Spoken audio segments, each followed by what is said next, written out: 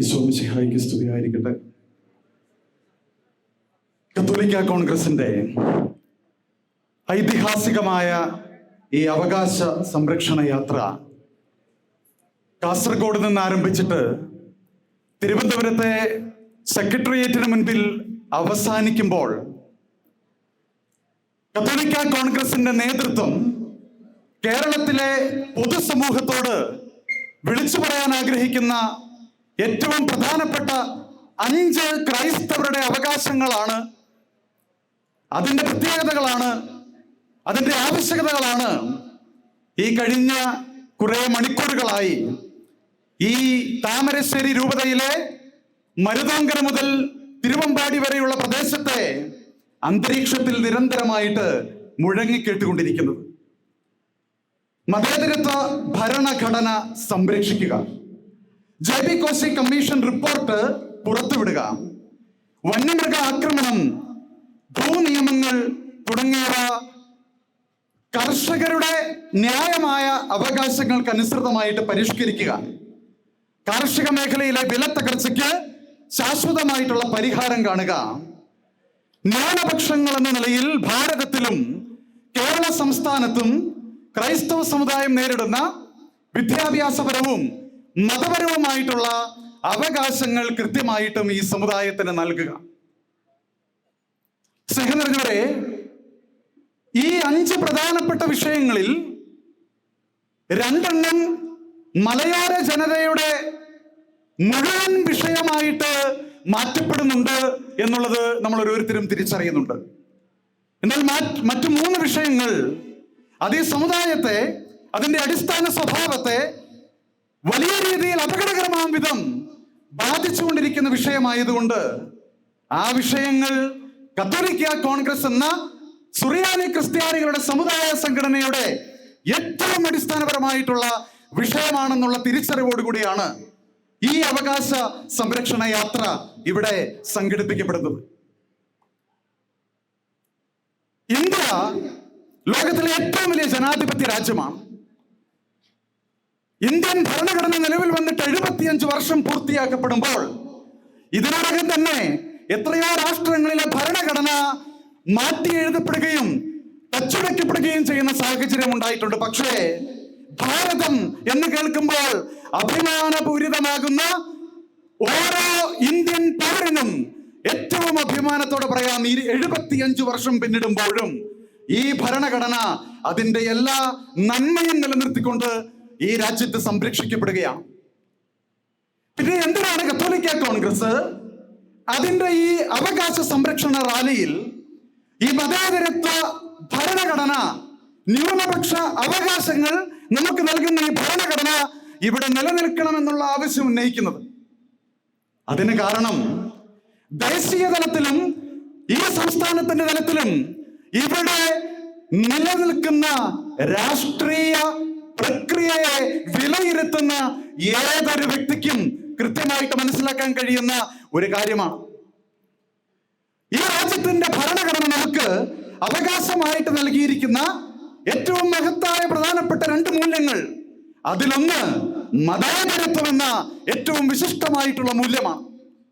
രണ്ടാമത്തേത്, ഈ ജനാധിപത്യ രാജ്യത്ത് ന്യൂനപക്ഷമാകുന്ന വിഭാഗങ്ങൾ ഒരുപക്ഷെ ഭൂരിപക്ഷമാകുന്ന വിഭാഗങ്ങളുടെ പ്രവർത്തികളാൽ ഇല്ലായ്മ ചെയ്യപ്പെടാൻ സാധ്യതയുണ്ട് എന്ന് കണ്ട ഭരണഘടനാ ശില്പികൾ ദീർഘവീക്ഷണത്തോടെ ന്യൂനപക്ഷ വിഭാഗങ്ങൾ സംരക്ഷിക്കപ്പെടണമെന്ന ആഗ്രഹത്തോടു കൂടി ഭരണഘടനയുടെ അടിസ്ഥാന തത്വങ്ങളിൽ ഒന്നായി ന്യൂനപക്ഷ സംരക്ഷണം എന്ന ഒരു ആശയത്തെ മുന്നോട്ട് വെച്ചു. എന്താണെന്ന് ഭാരതത്തിന്റെ രാഷ്ട്രീയത്തിൽ സംഭവിച്ചുകൊണ്ടിരിക്കുന്നത്? ഇന്ത്യൻ ഭരണഘടനയുടെ ശില്പികൾ വളരെയധികം ഗൗരവത്തോടു കൂടി പറഞ്ഞു വെച്ചിരിക്കുന്ന ഒരു കാര്യമുണ്ട്. കോൺസ്റ്റിറ്റ്യൂഷണൽ ഡിബേറ്റ്സ് എടുത്തു വെച്ച് പരിശോധിക്കുമ്പോൾ മനസ്സിലാകും, ഈ ജനാധിപത്യത്തിന് ജനങ്ങളുടെ ആധിപത്യം എന്ന വലിയ ഒരു വിശാലമായിട്ടുള്ള കാഴ്ചപ്പാടുണ്ട്. ആ കാഴ്ചപ്പാട് ഈ ലോകത്തിലെ ഭരണ സംവിധാനങ്ങളിലെ ഏറ്റവും മഹത്തരമായിട്ടുള്ള ഒരു ഭരണ പ്രക്രിയയല്ല, മറിച്ച് കമ്പാരിറ്റീവ്ലി ഏറ്റവും നല്ലതെന്ന് വ്യാഖ്യാനിക്കാവുന്ന ഒരു ഭരണ പ്രക്രിയയാണ്. ഈ ഭരണ പ്രക്രിയയ്ക്ക് വലിയൊരു അപകടമുണ്ട്. ആ അപകടം എന്താണെന്ന് വെച്ചാൽ, ജനാധിപത്യത്തിന്റെ തിരഞ്ഞെടുക്കപ്പെടലിന്റെ പ്രക്രിയയിൽ ഇലക്ഷൻ സമയത്ത് ഏതെങ്കിലുമൊക്കെ സംഘടിത താല്പര്യമുള്ളവർ സംഘമായിട്ട് ചേർന്നാൽ അവർ ഇലക്ഷൻ പ്രക്രിയയിൽ കൃത്യമായിട്ടുള്ള നിർണായകമായ തീരുമാനങ്ങൾ കൈക്കൊണ്ടാൽ അത് ഈ രാജ്യത്തിന്റെ ജനാധിപത്യം എന്ന വിശാലമായിട്ടുള്ള കാഴ്ചപ്പാടിനെ വലിയ രീതിയിൽ അപകടകരമായിട്ട് ബാധിക്കും. സ്നേഹിതരെ, ഭാരതത്തിന്റെ രാഷ്ട്രീയ സാഹചര്യങ്ങളെ, രാഷ്ട്രീയ പരിസരങ്ങളെ കൃത്യതയോടുകൂടി വീക്ഷിക്കുമ്പോൾ, കേരളത്തിന്റെ രാഷ്ട്രീയ പരിസരങ്ങളെ കൃത്യതയോടുകൂടി വീക്ഷിക്കുമ്പോൾ നമുക്കൊരു കാര്യം വളരെ കൃത്യമായിട്ട് മനസ്സിലാകും. ഈ ഭരണഘടനാ ശില്പികൾ ഭയപ്പെട്ട ജനാധിപത്യത്തിന്റെ അപജയമാകുന്ന അരാജകത്വത്തിന്റെ ചില ആധിപത്യങ്ങളുടെ വോട്ട് ബാങ്ക് രാഷ്ട്രീയമെന്ന ജനാധിപത്യ ധ്വംസനത്തിന്റെ വലിയ വെല്ലുവിളികളിലൂടെയും പ്രതിസന്ധികളിലൂടെയും ഈ രാജ്യവും നമ്മുടെ സംസ്ഥാനവും കടന്നുപോയിക്കൊണ്ടിരിക്കുകയാണ്. ദേശീയ രാഷ്ട്രീയത്തെ ഹിന്ദുത്വ എന്ന ഒരു രാഷ്ട്രീയ അജണ്ട നയിക്കുന്നുണ്ട് എങ്കിൽ കേരളത്തിന്റെ രാഷ്ട്രീയത്തെ സംഘടിത മത വോട്ട് ബാങ്കിന്റെ രാഷ്ട്രീയ സംവിധാനം നയിച്ചുകൊണ്ടിരിക്കുകയാണ്. അവിടെയാണ് ഭാരതത്തിലും കേരളത്തിലും ന്യൂനപക്ഷമായിട്ട് തീർന്നിരിക്കുന്ന കേരളത്തിലെയും ഭാരതത്തിലെയും ഈ ക്രൈസ്തവ സമൂഹം അവർക്ക് ഭരണഘടന അധികാരവും അവകാശവുമായിട്ട് നൽകിയിരിക്കുന്ന ന്യൂനപക്ഷ അവകാശമെന്ന ഈ മഹത്തായ അവകാശം ചോദ്യം ചെയ്യപ്പെട്ടുകൊണ്ടിരിക്കുകയാണെന്നുള്ള യാഥാർത്ഥ്യം നമ്മൾ തിരിച്ചറിഞ്ഞുകൊണ്ടിരിക്കുന്നത്.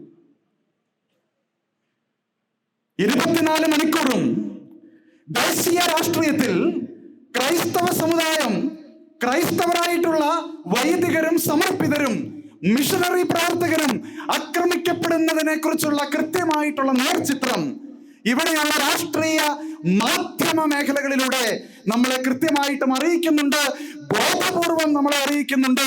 അതുകൊണ്ട് അതിനെക്കുറിച്ച് നമ്മൾ കൃത്യബോധ്യമുള്ളവരാണ്.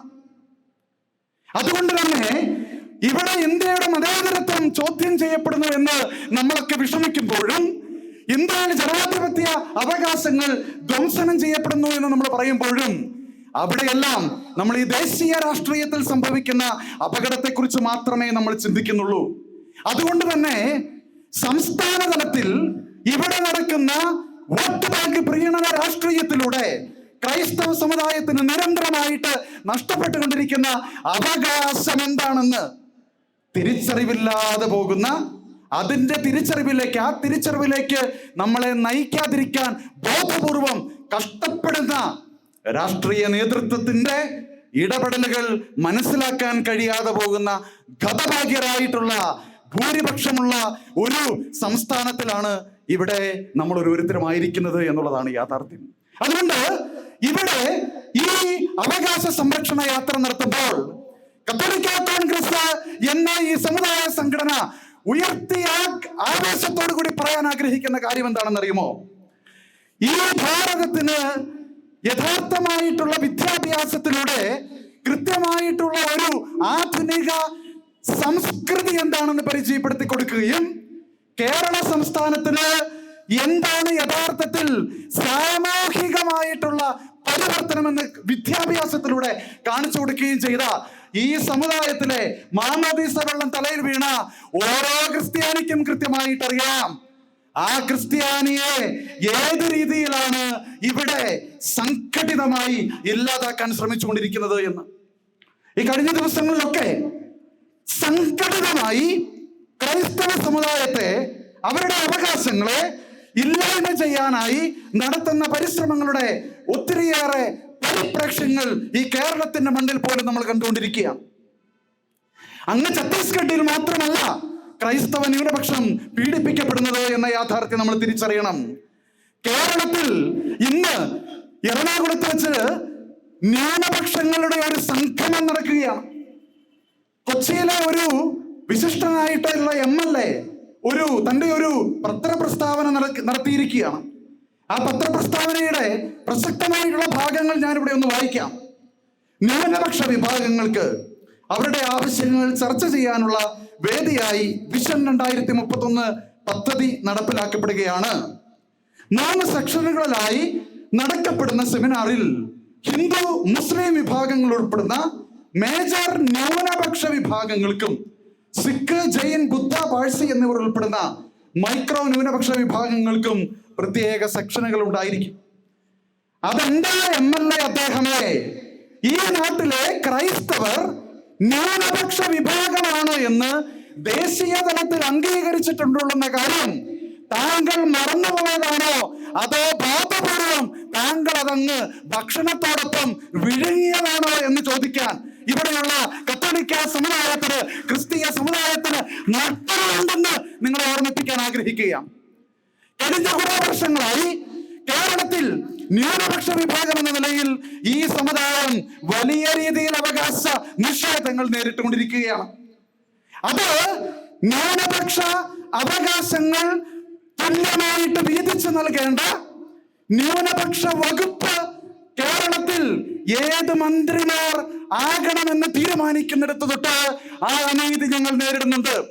2011 മുതൽ കേരളത്തിൽ ന്യൂനപക്ഷ വകുപ്പ് കൈകാര്യം ചെയ്യാൻ ഈ സമുദായത്തിൽ നിന്ന് രണ്ടാമത് ന്യൂനപക്ഷം, ജനസംഖ്യയിൽ 2ാം ന്യൂനപക്ഷം എന്ന് നിങ്ങളെല്ലാവരും ഓമനപ്പേരിട്ട് വിളിക്കുന്ന ഈ ക്രൈസ്തവ സമുദായത്തിലെ ഒരു ജനപ്രതിനിധിയെ എന്തുകൊണ്ട് ഇവിടെയുള്ള ഭരണകർത്താക്കൾ, സർക്കാരുകൾ തിരഞ്ഞെടുക്കാൻ ഉദ്ദേശിക്കുന്നില്ല? ന്യൂനപക്ഷം എന്ന് പറഞ്ഞാൽ അത് ക്രിസ്ത്യാനികളാണ് എന്ന് നമ്മുടെ രാഷ്ട്രീയക്കാർക്ക് തോന്നണമെങ്കിൽ അങ്ങ് കേരളത്തിന് പുറത്ത് നോർത്ത് ഇന്ത്യയിൽ ക്രിസ്ത്യാനികൾ ഹിന്ദുത്വവാദികളാൽ ആക്രമിക്കപ്പെടണം. അതല്ലാതെ വരുമ്പോഴൊക്കെ കേരളത്തിൽ ന്യൂനപക്ഷം എന്ന് പറയുന്ന ഒരു തസ്തികയ്ക്ക് ഇവിടുത്തെ ക്രൈസ്തവ സമുദായത്തിന് അവകാശമില്ലാത്തതുപോലെയാണ് അവർ സംസാരിച്ചുകൊണ്ടിരിക്കുക. അതുകൊണ്ട് എന്നും ഈ പട്ടിക്കെല്ലാം കഷ്ടം ഇട്ട് കൊടുക്കുന്നത് പോലെ ഞങ്ങളുടെ ന്യായമായിട്ടുള്ള പ്രധാനപ്പെട്ട ആവശ്യങ്ങൾ നിറവേറ്റിത്തരാതെ എന്തെങ്കിലുമൊക്കെ തന്നുകൊണ്ട് ഈ സമുദായത്തെ അങ്ങ് അനുനയിപ്പിക്കാമെന്ന് ഏതെങ്കിലും രാഷ്ട്രീയ സംവിധാനത്തിൽ പ്രവർത്തിക്കുന്നവർ വിചാരിക്കുന്നുണ്ട് എങ്കിൽ അവരോട് ഉറക്കെ പറയാൻ ആഗ്രഹിക്കുകയാണ്, കഴിഞ്ഞ കാലങ്ങളിലെ പോലെയല്ല ഈ സമുദായത്തിന്റെ അടിയുറച്ച ശബ്ദമായിട്ട് നിൽക്കാൻ, ഈ സമുദായത്തെ മുഴുവൻ ഒരു ചുവടിൽ കോർത്തു കെട്ടാൻ കഴിയുന്ന ഒരു സമുദായ സംഘടന കത്തോലിക്ക കോൺഗ്രസ് ഈ രാജ്യത്തുണ്ട്, ഈ നാട്ടിലുണ്ട് എന്ന് ഓർമ്മിപ്പിക്കാൻ നിങ്ങൾ എല്ലാവരും ആഗ്രഹിക്കുകയാണ്. ഈ സമുദായത്തിന് ആത്മീയ നേതൃത്വം നൽകാൻ, ക്രിസ്തു മൂല്യങ്ങളിൽ അധിഷ്ഠിതമായി ജീവിക്കുകയും ആ ജീവന ദർശനം ഹൃദയത്തിൽ സൂക്ഷിക്കുകയും ചെയ്യുന്ന അഭിമന്യ റമി ജോസ് ജനനിൽ പിതാവ് ഞങ്ങൾക്കുണ്ട്. ഈ തിരുവമ്പാടി മേഖലയുടെ ആത്മീയ ചൈതന്യമായിട്ട് തെളിഞ്ഞു നിൽക്കുന്ന വ്യക്തി എന്ന് മാത്രമല്ല, പൊതുസമൂഹത്തിന് മുഴുവൻ ധാർമ്മികതയുടെ അടിസ്ഥാന മാന്യബോധം വ്യക്തി ജീവിതത്തിലൂടെ പകർന്നു നൽകാൻ കഴിയുന്ന ഒരു ഫൊറോന വികാരിയച്ഛൻ, ബഹുമാനപ്പെട്ട തോമസ് നാഗാരമ്പലച്ചൻ ഞങ്ങൾക്കുണ്ടെന്നുള്ളത് നിങ്ങൾ മറക്കരുത്. അതുകൊണ്ട് ചില രാഷ്ട്രീയ നേതാക്കളും സംവിധാനങ്ങളും ഒക്കെ പറഞ്ഞതുപോലെ സമുദായ സംഘടനയോ മെത്രാനോ അച്ഛനോ ഒക്കെ പറഞ്ഞാൽ ഇവിടെ ആര് ഈ അവരുടെ വാക്ക് കേൾക്കുമെന്ന് ചോദിക്കുന്നവരോട് ഇതാ ഈ തിരുവമ്പാടിയുടെ മുന്നിൽ തോമസ് നാഗപറമ്പിൽ എന്ന അനിഷേധ്യനായിട്ടുള്ള ആത്മീയ നേതാവ് കത്തോലിക്ക കോൺഗ്രസ് എന്ന സമുദായ സംഘടനയ്ക്ക് വേണ്ടി ആളുകളെ വിളിച്ചു ചേർത്തപ്പോൾ അവരിവിടെ വന്നിട്ടുണ്ട് എങ്കിൽ പ്രിയപ്പെട്ടവരെ ഓർമ്മിപ്പിക്കാൻ ആഗ്രഹിക്കുകയാണ്, ഈ സമുദായം ഒറ്റക്കെട്ടായി നിന്നുകൊണ്ട് അവരുടെ അവകാശങ്ങൾക്ക് വേണ്ടി അതിശക്തമായിട്ടുള്ള നിലപാടെടുക്കുന്ന ദിവസങ്ങളായിരിക്കും ഇനി വരാൻ പോകുന്നത്.